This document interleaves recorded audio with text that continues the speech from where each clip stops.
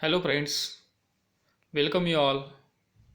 Today we will discuss on the non-insect pest and their management in field crop.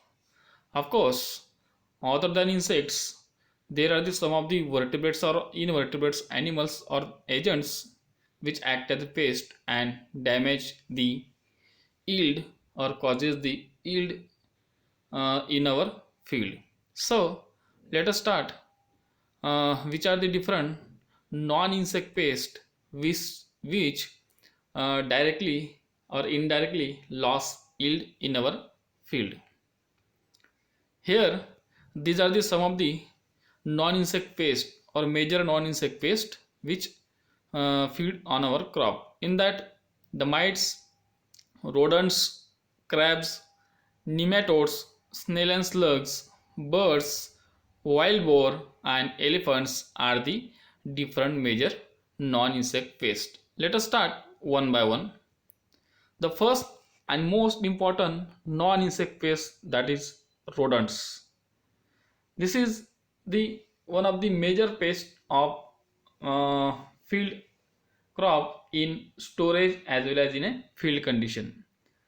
It is a non-insect. Why is called as non-insect? Because these all the non-insect pests, it is not comes under the class Insecta. Here, if you see the rodents, the class of rodents is Mammalia and the order Rodentia and the family is Muridae. Here we can see in this slide there are the five major species of rodents or rats which infest the our crops. In that, the first one is house rat or black rat. Rattus is the scientific name. Then house mouse, Mus musculus. Drain rat or brown rat, Rattus norvegicus. Field rat, Bandicota bengalensis, and large bandicoot, that is Bandicota indica. Here in this slide we can see here in first picture this is the house rat or black rat. Then in second picture this is house mouse. Then in third, drain rat or brown rat. Then fourth one is field rat, and the last one is that the Bandicota indica, that is large bandicoot. Here, this is the additional slide for your kind of information. This is the some of the differentiating points between the mouse and rats. If you see the mouse and rat in this picture, the size of the mouse is much more smaller than the rats. And another important point is that if you see the ears of the or in the mouse, it is large and fluffy, and in case of rats it is a small. Then here the habits of the mouse and the rats is that the in case of mouse it is one of the nocturnal. It means that it is feed active during in a night condition, and rat it is mostly in a, we can say that the nocturnal as well as a diurnal. It means that it also active during in a day condition as well as in a night condition. If you see the tails of both two rodents, here in case of mouse the long thin and hairy tails is there, and in case of rats here the long tails visually hairless and scaly here tails.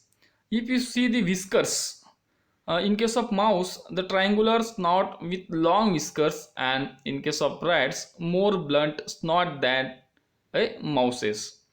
Then if you see the dropping of the mouse and the rats is that the dropping of the mouse is near about 40 to 100 dropping per day, and in case of rat produce 20 to 50 dropping per day. It means that the dropping is much more in case of mouse than that of rats. These are the some of the differentiating points between the rats and mouse, because these are two different uh, species of the rodents that infest our crop.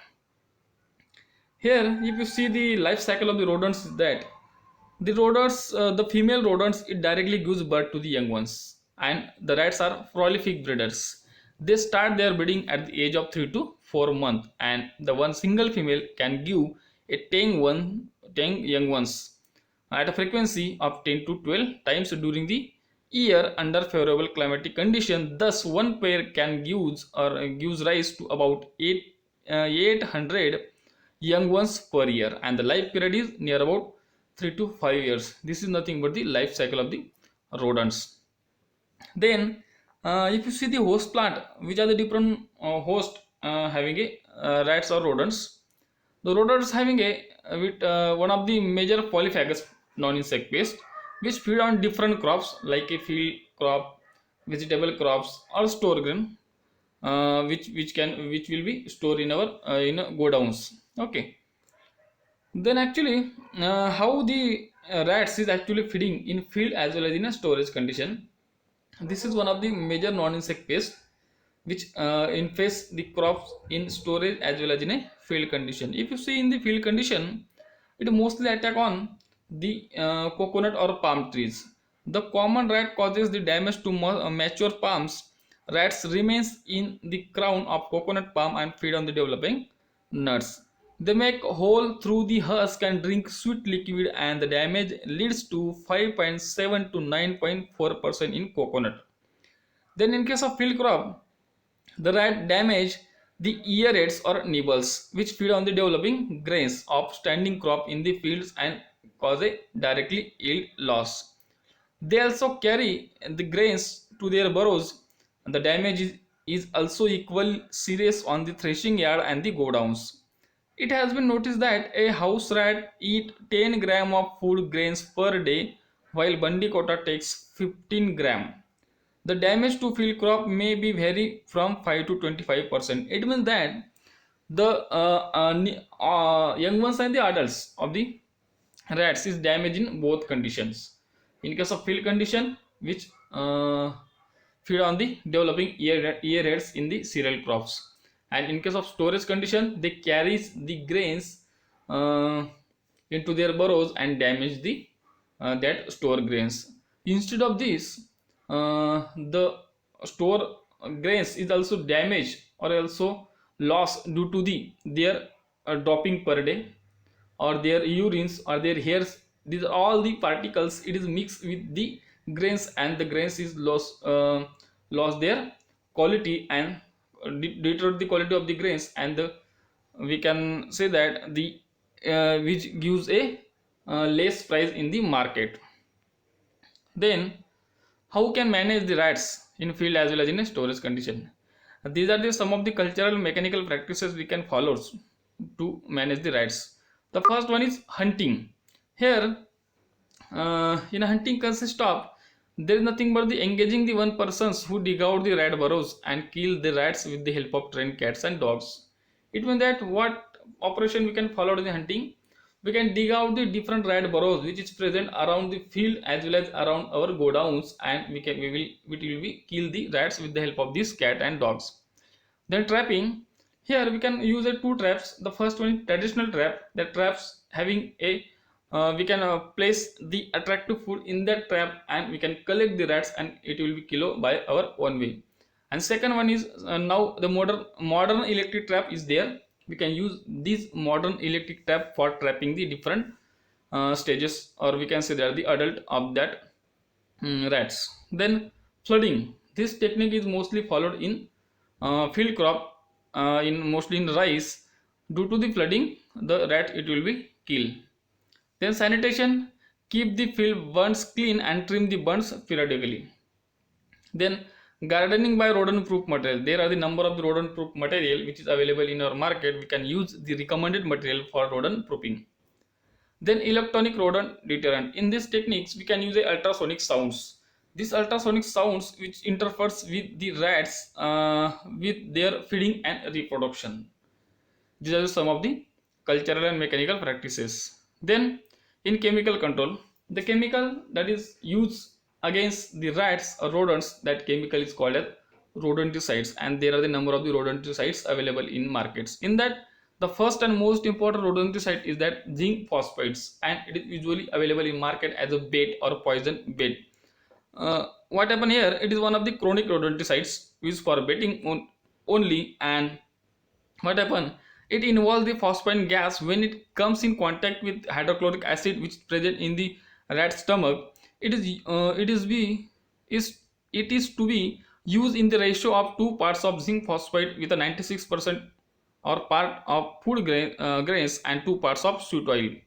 This will kill the rats from within 3 hours onwards and require 2 to 3 days per baiting with a plain bait, as it may be develops bait sadness. It means that it is a chronic poison and repeated dosage is required to kill the rats, and it is used only in a poison bait technique.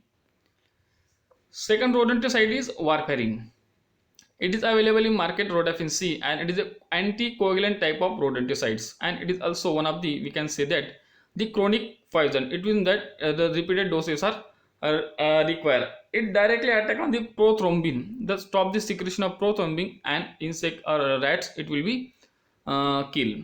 Then next rodenticide is aluminum phosphides. It is acute poison. It means that there is a single dose is required to kill the rats, and it is mostly used for a fumigation of rat burrows, and it will be sold in market as a cellpos tablets. What happen here? It is available in the form of tablets in steel containers. 2 tablets of 0.5% could be dropped into the burrows opening and the holes closed by the wet mud. The tablets in the contact with moisture liberate the phosphine gas that's kill the rats. This is the simple techniques. Then next rodenticide is bromadiolone. It is also the anticoagulant type of rodenticides. In market with ready to use bait is available as a name Roban or Mushimus. It is a single dose, or it means that it is an acute poison. It means that the single dose is required to kill the rats. In biological control, we can use a different natural enemies like snakes, owls, eagles, mongoose, and cats contribute naturally in regulation of the rat populations. And here, these are some of the practices commonly used by the farmers to kill the rats. Tie the perforated polythene bags or cloth bags containing the 410G to the sticks and poles in the fields, or insert aluminum phosphate tablets into the live burrows and plug them with the soils, or bedding with zinc phosphate or bromadiolone. These are the some of the products or rodenticides available in the market. We can use these rodenticides against the different rat species. And here this is the new techniques we can use to repel the rodents or rats from the godowns or from our field. In that, the first one is you can use a peppermint oil. Take some cotton balls and soak them with 20 or 30 drops of peppermint oil and leave them in corners near the sink holes and where the else it needed. Once the smells of the peppermints fades away, this means the times to replace the balls with new ones has come. It means that it acts as a repellent for rodents. Then ammonia we can also use. The smell of ammonia is very repulsive to rodents, and it is enough to drive them away for long period of time. Now instead of using it only for a cleaning agents, you can create a wonderful rodent repellent from ammonia. What happen here? How we can use the ammonia? Mix 2 cups of ammonia with 100 ml of water, then add 2 spoons of detergents and place in bowl. Put the bowl in place where the mice appears mostly often. That is a simple technique, act as a repellent. Then next non-insect and major pest is that mites, and it is also the one of the mostly polyphagous pests which attack on different crops. This is the science, that is the acarology. In that acarology is science which deals with the study of the ticks and mites. That is nothing but the acarology. Mites is one of the non-insect pests. The phylum is same Arthropoda, but the class is changed. The class Insecta having the insect class, and here the mites class is the Arachnida class. In that class, the Acarina is the order of the mites, and in that Acarina order there are the 4 important families which is mostly important in the our crop or crop pest management, because the 4 family are having the different mite species and the mites which infest the our crop. Then these are the some of the characteristics of mites. Actually, the mites is nothing but the one of the sucking pest. He is having a three life stages: egg, nymphs, and adults. And there are the three nymphal stages: protonymph, deutonymph, and tritonymph. The major characteristics of mites is that there are the four pairs of legs is there, and the antenna is absent, and the body is divided into a separothorax and abdomens. The newly hatched larva having a three pairs of legs, but adult having a four pairs of legs. And the damaging stages of this pest is nymphs and adult, and it is one of the major polyphagous pest. Here in this slide we can see here these are the different major or important species of the mites that usually affect the crops.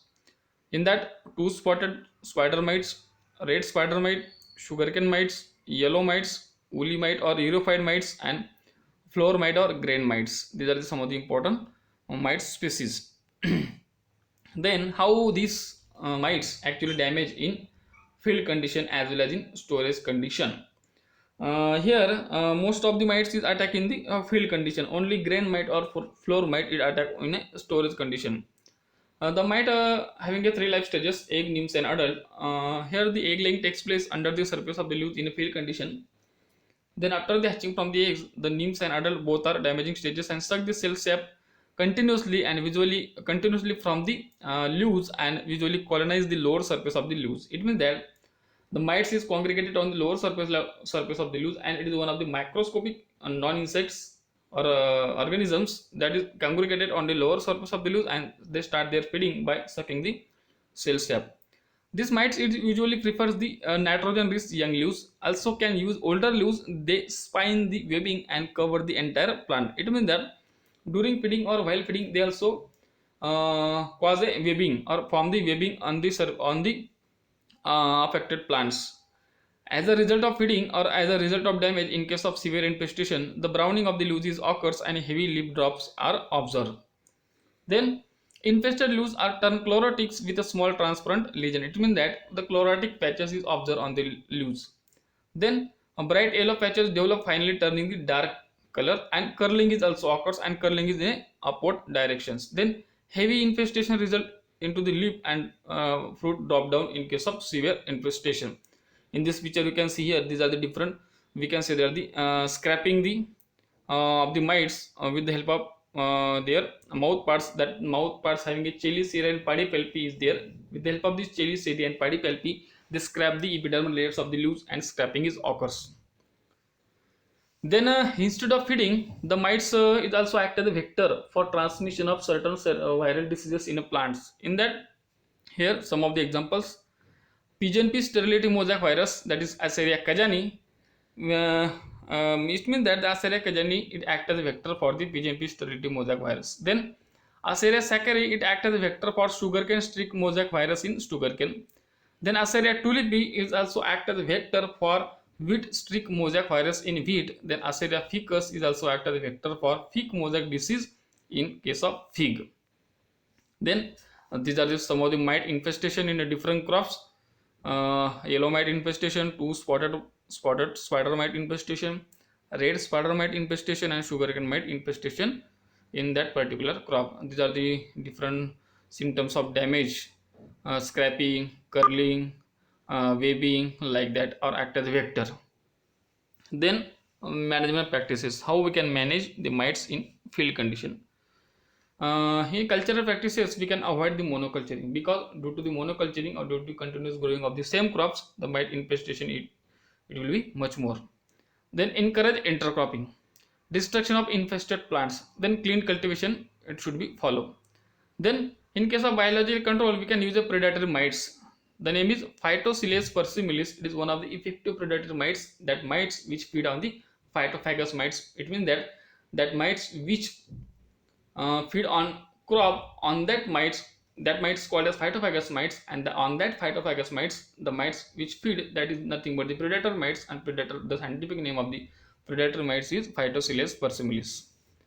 Then chemical control: the chemical which is used against the mites called as acaricides or miticides, and these are the different examples of the miticides we can use in for the management of the mites. In that, The phenazaquin propagates pyromazepine, abamectin, chlorpheniramine, fenpyroximate, and bifenthate are the new acaricides available in market, and nowadays farmer is mostly use these acaricides against the mites. Next, it is a nematodes. It is one of the effective, it is one of the major uh, non-insect pest of vegetable and fruit crop mostly, and it is the microscopic animals or organisms which is only or mostly present in soil. The concept is, what is nematodes? The study of the nematode is called as nematology.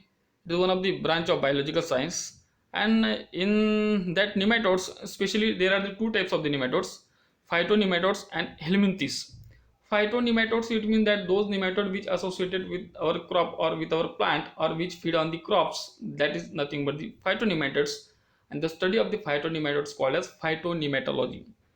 Then next one is helminthes. Helminthes means are those nematode which is associated with the mans and animals called as helminthes, and study of the helminthes called as helminthology. Here, these are the different types of nematodes which is found in the soils and which feed on our crop. Especially, the nematodes are classified into three categories: endoparasitic nematodes, semi-endoparasitic nematodes, and ectoparasitic nematodes. Endoparasitic nematodes means are those nematode which is found inside the root and feeding inner content of the roots. Especially, there are the two types: migratory endoparasites and sedentary endoparasite. Migratory endoparasite, it means that the nematodes which is migrate or move from one place to another place inside the roots. That is the migratory endoparasites. Example is Pratylincus rhadophilus, like that. Then sedentary endoparasite, it means that the endoparasitic nematodes which is present in inside the roots, but these nematodes complete their whole life cycle on the attached surface inside the roots. It means that these sedentary nematodes does not move from one place to another place, or does not migrate from one place to another place inside the roots. Example is Heterodora or Melodogani. Then semi-endoparasitic nematodes. This nematode is nothing but the anterior part of their part is remain inside the roots and posterior part of their body remain outside the roots. That is nothing but the semi-endoparasitic nematodes. And example is Rhotilinchus and Tylinculus semipenetrans. Ectoparasitic nematodes. Ectoparasitic nematodes are those nematodes which only feeding on the root surfaces or root hairs, which is present freely in the soils. Having two types: migratory ectoparasite, sedentary ectoparasite. Migratory ectoparasite, it means that the nematodes which is present on the surface of the roots and which can be moved from one place to another place but on the surface of the roots or around the root zone.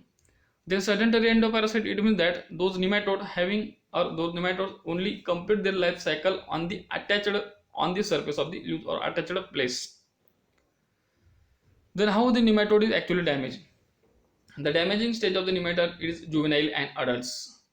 The egg laying takes place by the female nematode on the surface of the roots, and after the hatching from the eggs, the juveniles and the adults both are enter inside the roots or on the surface of the roots. It maybe depends on the categories of the nematodes, and start their feeding. The mouthparts of the nematodes and juvenile having a stylet like mouthparts or needle like mouthparts, they insert their mouthparts inside the roots and suck the cell sap from the roots. As a result of feeding, in case of severe infestation, they produce a number of symptoms of damage on the affected plants. And during feeding or while feeding, they also inject their toxic saliva into the root tissue and causing a gall formation. This is one of the effective, or one of the mostly characteristic symptoms produced by the Melodogani species. In here, these are some of the symptoms of damage. It is occurs due to the feeding of the nematodes. Here, the bad drainage, lack of nutrition of the plants, drought, alkalinity or salinity, then stunting and wilting of the plants, leaf curling, leaf and fruit dropping, premature ripening of the fruits, extra branching on plant or roots, and chlorosis and yellowing of the plants and development of the root galls. These are some of the symptoms of damage occurs due to the feeding of the nematodes. Then here in this picture you can see these are the different symptoms of damage by the nematodes in different crops. In first picture, in banana, the Rhadophilus similis burrowing nematodes which feed on the root surfaces or inside the roots and causing a severe loss. Then in second and third picture, we can see the root gall formation. This is one of the effective sorry this is one of the important characteristics of feeding damage of these Meladogania or root knot nematodes. And in last three below three pictures, we can see due to the severe infestation how the infested plant is look like. Then how we can manage the nematodes. Here there are the three major practices we can follow in our field. That is, the first one is cultural methods. Summer follow and plowing or deep plowing in summer. Then crop rotation with non-host plant. Then soil solarization before sowing the seeds of vegetable crops. Then intercropping by sowing the crops like tagetes. Tagetes means marigold, sun hemp, mustard, fenugreek. What happen here when we use this crop as an intercrop in the our crop? What happen? For example, in marigold, the marigold roots produce a different alkaloids in the soils, and that alkaloids or the chemicals or acidic chemical that is helps to reduce or helps to kill the nematodes which is present in the soils. Then application of FIM organic amendment like oil cakes, like neem cakes, currant cake, etc. at the rate of 2 tons per hectare. What happen here? When you apply these organic amendments in our soil, during the decomposition process of these organic amendments, they release a number of acids inside the soils, and that acid it will be helps to kill the nematodes. Then discouraging the planting seedlings of vegetables or fruit crops from nematode infested fields. Okay. Then in case of biological control, we can use a biopesticide formulation comprising the trichoderma and bacillomyces. Uh, then in case of chemical control, the chemical which is used mostly against the nematode, that is called as nematicides, and there are the number of the nematicides available in the market. For example, 4,8-aldehyde carbine, carbofuran are mostly used by the farmers. Then next non-insect pest is crabs, and is mostly attacking rice field. Uh, what happened here? How this crab is actually damaged in rice field? Crab burrow on these sides of the burns and live. They cut the young paddy plants near the ground level and carry them to the burrows for feeding. They are active during the nights as they are nocturnal. Beside their crop damaging activity, they prepare a series of burrows in the paddy field due to which water is not retained in the field. It means that the crabs is attacking rice field by two ways. They actually damage the plants. They cut the seedling from the ground level, and next is they also make the number of burrows or holes around the field burns, which water is not retained in the fields. Okay. Then how we can manage these crabs in the rice fields? We can apply the FIM at the time of puddling, which reduce the rat damage. Then block the mud holes on the form of burns and mix paste of silk cotton and the Asafoetida 2 kg each in 100 liters of water in a 1 hectare area for 1 hectare area. Or crab burrows fumigated with the cyanogas. Then also use a poison baiting technique with a 0.5% parathion, which with rice syrup at the rate of 80 to 100 ml per burrows in is quite effective in controlling the crabs. These are some of the management practices we can follow in crabs in a rice field. The next non-insect pest is snail and slugs. It is one of the exotic pests. Here there are the two major species of the snails: common garden snail, that is Helix species, and African giant snail, that is Achantia fulica. And the next one is it is a slug, that is a Limax species. The phylum of the snail and slug, it is a Mollusca. It is a soft bodied insect. All the near about soft bodied insect, it is comes under the phylum Mollusca. Here these are some of the identification marks on the Achantia fulica, that is the African giant snail. This is the juvenile or young ones and adults having a we can see that the shell pattern, there are the different shell pattern present in the juvenile and in their adult. Then here some of the morphological points related to the snails. In that the mostly tentacles is there. The upper tentacles and the lower tentacles, there are the two pairs. The first pairs on upper and second pairs on lower present at lower sides. The tentacle is nothing but the act as a one of the we can say that the olfactory sense organ, or which act as a which responds to the smells. Then here the next effective morphological character is that that is the mental is there. This is the mental which is present just under the shell. This is some of the most important points regarding the morphology of the snails. Then these are the two species of the snails: common garden snail and giant African snail. The difference only between this formation of their mantle or a shell around that body part. Then here some of the characteristics of the snail and slugs. In that, the most important characteristic is that this is the without backbone organisms. Then having a symmetrical body, an unsegmented and spirally coiled body. Then hermaphrodite in nature. It means that both snail and slugs having a both male and female gonads present only in same individual, that is hermaphrodite in nature. Lack of good protection against the dehydration, hence avoid direct sunlight. Then mostly both snail and slugs are nocturnal in habit. It means that it is mostly active during in a night condition. During daytime, these both snail and slugs hide in moist place or under the plant debris. Then life cycle of the snail. Here both snail and slug it is lay their eggs mostly under the litters, that litters which is present around the field bunds or on the field bunds, and the egg laying is takes place mostly during in a night condition. This is also the slug, they lay their eggs under the litter. Then this is the African giant snail which is also lay their eggs under the surface of the litters. Here this is the slugs. Then how is actually damage the slugs and snail and slug in field condition? The mostly snail is cutting the leaves of mostly in a vegetable crops.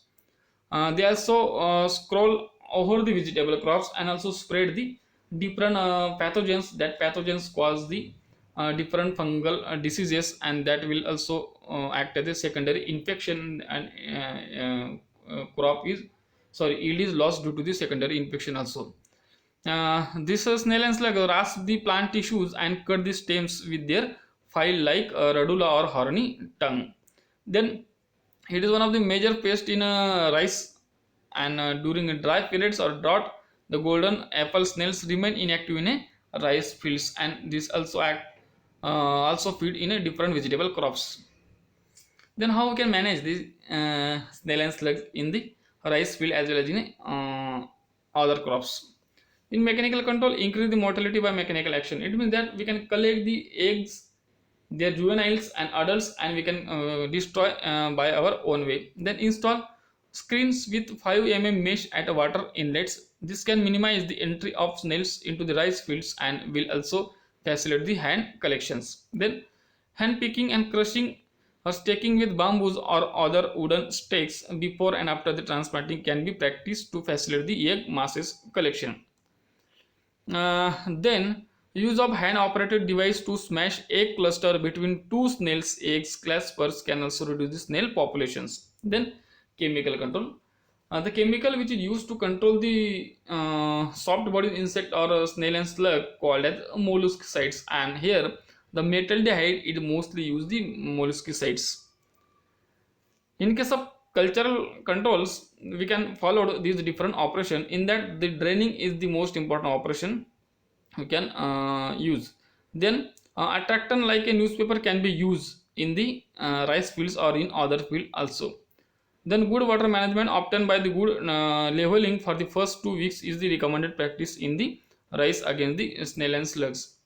Then for the biological control, we can use the different bioagents like these common carp, Japanese crucian, herons and vessels as a biological control agents. Then firefly nymphs is also as effective natural enemies for the snails.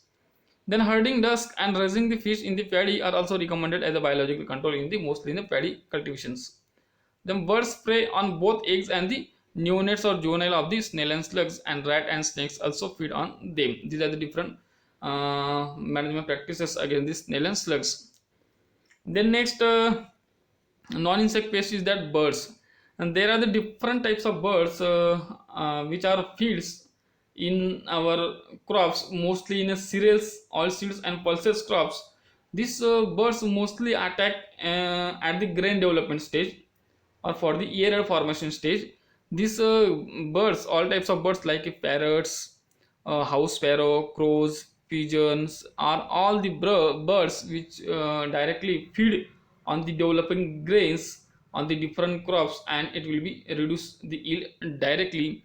And near about scientifically it is proved that the single birds can consume 15 gram of seeds in a one day. We can imagine if the bird population is more at the development, at the grain development stage, how it will be damaged in our crops. So we can follow this some of the practices. We can repel the birds from our field at the time of grain development stage. Installation of a reflector or shining metallic ribbons with red or yellow on one side and shining white on other sides. We can use this metallic ribbon to repel the birds. Beating with drums. This is also one of the effective techniques to repel the birds. Our motto is not to kill the birds, just to repel the birds from our field at the grain development stage. Then cover the entire field with a fish net if crop is grown for seed production. And another technique we can also use nowadays, we can use a we can use a bird scarers. The bird scarers is one of the effective device to repel the birds from the our field. In that, mostly two types of bird scarer is used. The first one is traditional bird scarer, and second one is a modern bird scarer.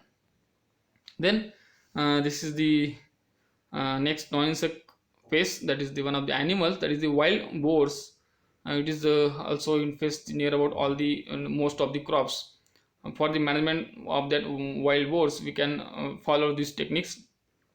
Place the hairs around the fields, because if the hairs is enter into their mouth, they we can say that the insert into their teeth, and the wild boars is away from that fields. Then tie the saris to the sticks or poles in the fields. Then tie the perforated polythene bags or the cloth bags containing 410G to stick the sticks in the field. It will help to repel the wild boars from the our fields. Then solar fencing is also used nowadays. Then use of ecodon. Ecodon is one of the effective, we can say that the chemical which act as a repellent for wild boar. The next one and last non-insect pest is elephants. It is also one of the animals. For to repel the elephants from our field, we just make the deep and wide trenches around the field. It will helps to uh, repel the elephants from our field. These are the different major non-insect pest which mostly attack in our fields, and that will be cause a severe ill loss. So thank you.